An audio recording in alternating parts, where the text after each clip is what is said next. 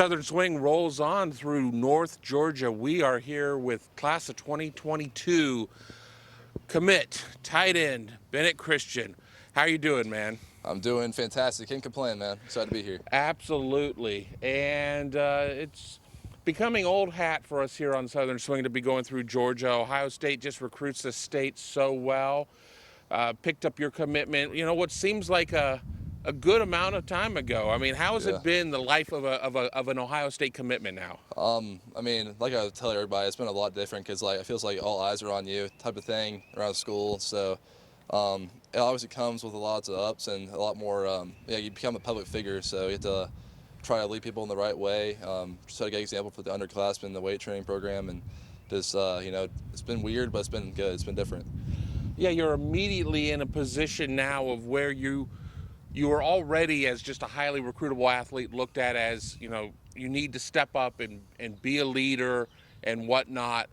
And now a lot of lead by example, because it would be really easy to be like, well, I got mine now. I've got my commitment. Exactly. I'm good to go or whatever. But do you find that you have to push even harder now? Yeah, there's kind of that thing, like the aspect of having something to prove, I guess, but kind of having that is just like instead of to go with the further step and doing extra reps and stuff on bench or whatever it could be. But having that is like, okay, something to prove now, so show everybody why I'm committed here, type thing. I'm going to address the elephant in the room, and we're outside, so we're not really in a room right now. But Ohio State recruiting, bit of bad news in terms of just from the selfish standpoint. The loss of Deshaun McCullough, deciding to play with his brothers and under his father at Indiana. A real difficult situation for him, but one I think that when you really look at it, I mean, family first. I mean, but it is a tough blow. Yeah. Obviously losing Deshaun is a big blow to the whole class. He was a really good friend, so really can't hate on him for making that decision. Like we said before on the camera, it's something that I think a lot of us would do to play with your family. It's once in a lifetime opportunity. So, Deshaun is an insane player, great man. I mean, it sucks obviously for everybody, but can't blame him. I hope the best for him. I mean, he'll succeed wherever he goes. And just even from a recruiting standpoint, we did a week in Texas a couple weeks ago, and every player who was uncommitted said that it was Deshaun who was in his ear. So it looks like somebody else is going to have to really kind of step into that role as that lead recruiter, if you will, Right. in terms of, I mean, the coaches are like, don't worry, we got this. But you guys all talk through, various forms of social media and whatnot. Right, yeah. I mean, when I was about to commit, Deshaun and CJ were the ones who were texting me and stuff. So I think obviously a lot of us have stepped up now that he's gone to a big role to fill. So I think someone like Quinn, who has the, what is it called, influence that he does, should definitely have the power to make people commit to Ohio State being one of the best recruits ever.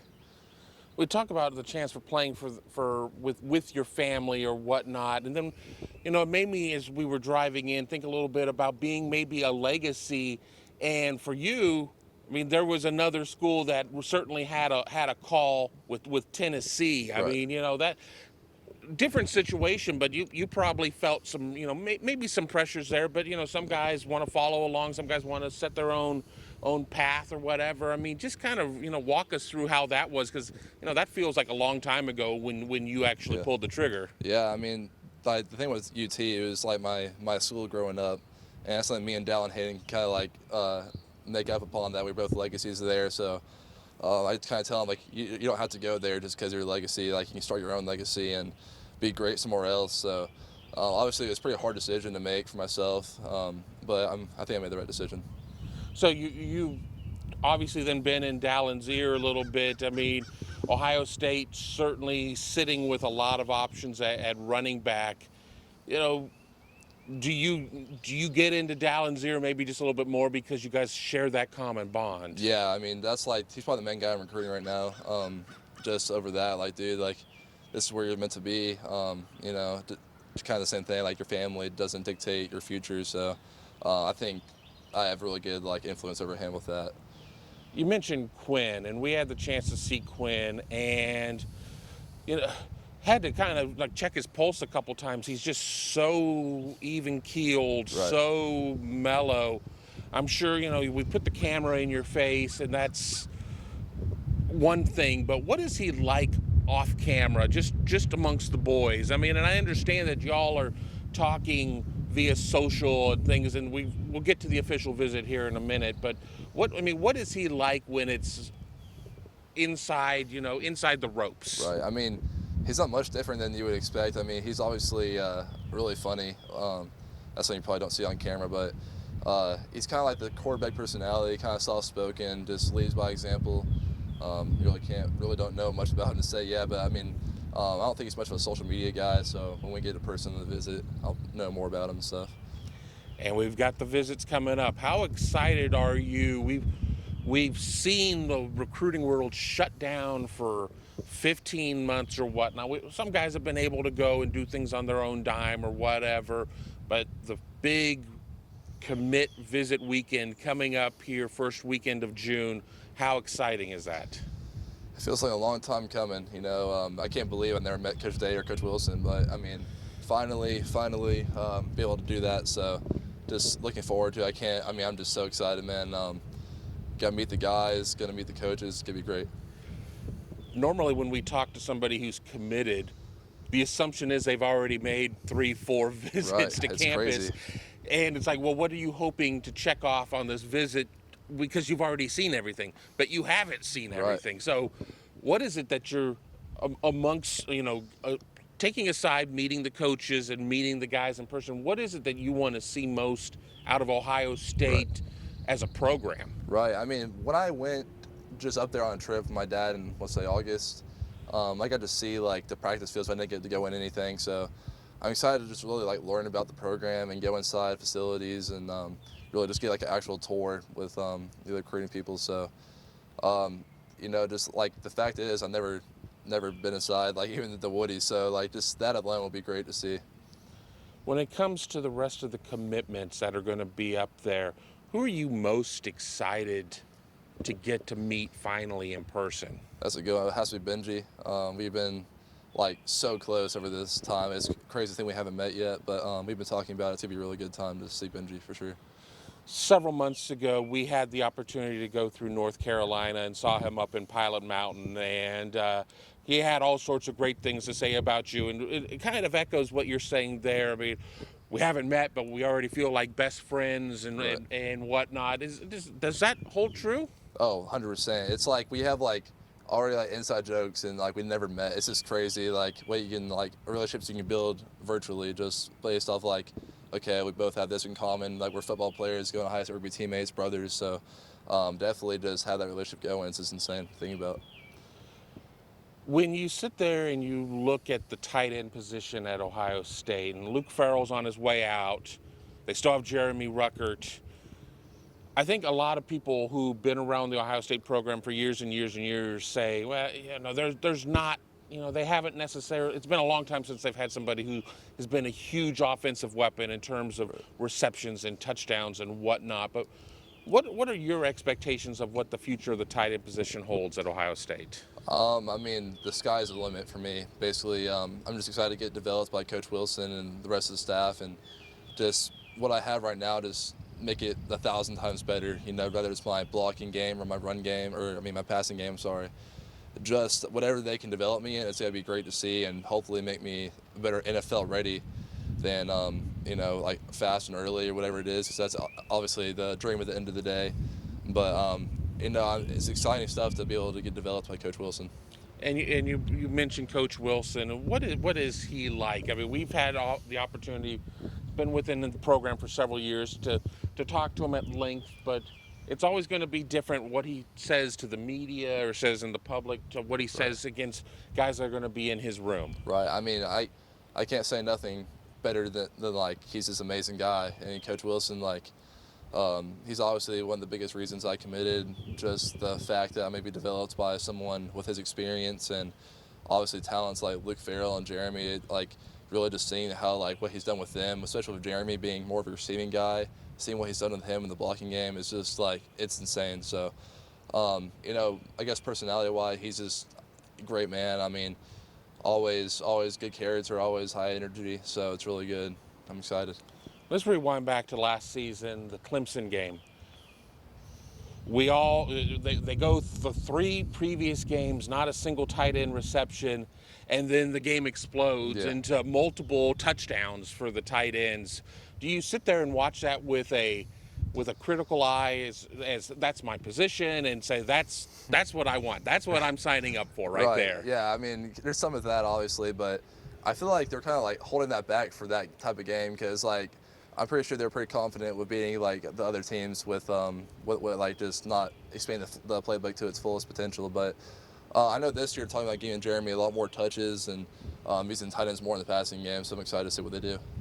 Did you get an opportunity to watch Ohio State spring game? I mean, either whether you saw the telecast or after the fact, and kind of what were your thoughts there? I mean, I think that people want to put too much into a spring game. They don't realize it's just the 15th of the 15 spring practices that you get, and you're chopping the roster in half, and you've got guys coming off of procedures or whatnot. So this is not a game for real. But what do you see as somebody who's kind of in the know? Right. So I actually didn't have Big Ten Network in my home. I thought I did, but I didn't. So I ended up watching the game on YouTube the next day. So, like Justin Fields went 4-13 or something like that in his first spring game. So I don't want people to like get too worked up about anything they saw negative because there's so much more time to improve.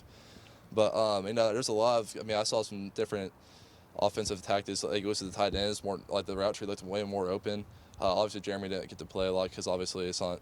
You don't need. He has nothing else to prove. But Case Stover looked really good. Joe, Mitch Rossi looked really good too. Sam obviously looked good. So I kind of like when I watched the game, I kind of just watched the tight ends and stuff, see what they're doing. So it looked like they're coming along really good, and I'm excited to be part of that room. As an eligible receiver at tight end, you want to get out there and you want to get your passes or whatnot. Right. Ohio State has a ridiculous amount of talent at receiver. Right. When you sit there and you see Chris Olave and Garrett Wilson, who won't be there when you get there, but then you see the next wave and the wave after that, and then you look as part of your class, and you've got, you got Keon Grays, you got Caleb Burton. You guys are recruiting Kojo Antwi. I mean, do you sit there? Are there enough footballs to go around? Yeah, and that's kind of the thing I say, like with the tight ends, to get like, oh, they don't get no targets. Okay, like look at the receiving room. Like that's what kind of thing. Like there's just so much talent on the field. So I mean, I think, if you have like Justin said in an interview, I don't know if you saw it, like his first read there, it's Chris Olave, and like he's gonna trust his receiver to make that play. So that's the kind of shows all the talent that's on the field at once. I guess there isn't. I mean, whoever can get the ball, I mean, good thing's gonna happen with the talent on the field. What's more gratifying for you? Because you've talked about all the aspects. We look at just the offensive production points or whatever, but what's more gratifying? Making that big pivotal drive extending grab, or just making that soul crushing block that just opens up a big play for a teammate? Which do you get more satisfaction out of, personal satisfaction? Well, I guess the unselfish answer would be the block, but like everyone's dream is making the catch, so I have to go with that. I mean, but not to take away from that crushing block, because that's just so satisfying when you hear the pads pop and stuff, and you just know that you're the reason that touchdown happened. It's just nothing like that. But at the end of the day, like all the spotlight's on you when you make that catch, whatever. It's just that's what you dream about playing in the front yard. Is like, oh, Bennett Christian made the catch or whatever. That's just something like that. Let's get back into recruiting here as we come towards an end of this interview. We've already talked a little bit about Dallin Hayden. All of the commits are going to be up there for that big official visit weekend, and a lot of guys who are not committed. What is the message to them? And give us kind of a preview. Should we be expecting to see a couple of booms potentially coming out of this? I think definitely with some kids get to see the campus, there'll definitely be some booms. I mean, just because I know so many people have just been waiting to see the campus, but obviously I don't want to give anything away. But I think there should be some booms on the way soon, in the summer.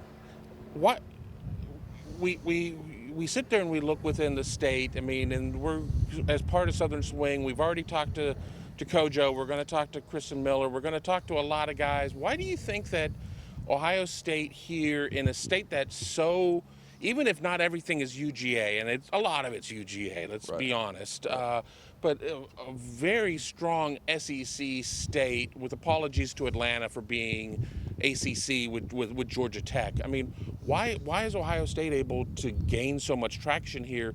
Because it's not a matter of, well, UGA can't take them all. I mean, Ohio State's coming in here and beating out UGA, beating out Alabama, beating out UT for top kids. I think it's just like what Ohio State has to offer is just unpassable. I mean, you can't deny the facts of what they've done for players' development. So really, it's just the sacrifice to leave home and go up north. I mean, there's nothing. That's what I made the decision. I mean, there's nothing wrong with it.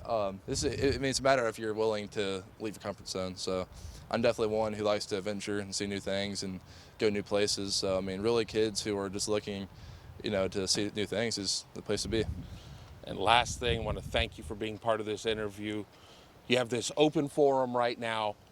What is your message to Buckeye Nation, to all those fans that just sit there and agonize over the star rankings and everything else and what this means? And is this the year we're going to finally get Bama in terms of recruiting titles? What is your message to Buckeye Nation? Oh, man, just stay ready, I guess. I mean, we have a lot on the way. Good news. So just be ready for it. A lot's going to happen. I mean, be ready. And there you have it. You have it from the man himself, Bennett Christian, 2022 Ohio State tight end commit. We are here in North Georgia, and I want to thank everybody for listening along. Thanks for watching. Be sure to click on that subscribe button so you don't miss a single thing. And come visit us over at BuckeyeGrove.com for all the best Ohio State information on the web.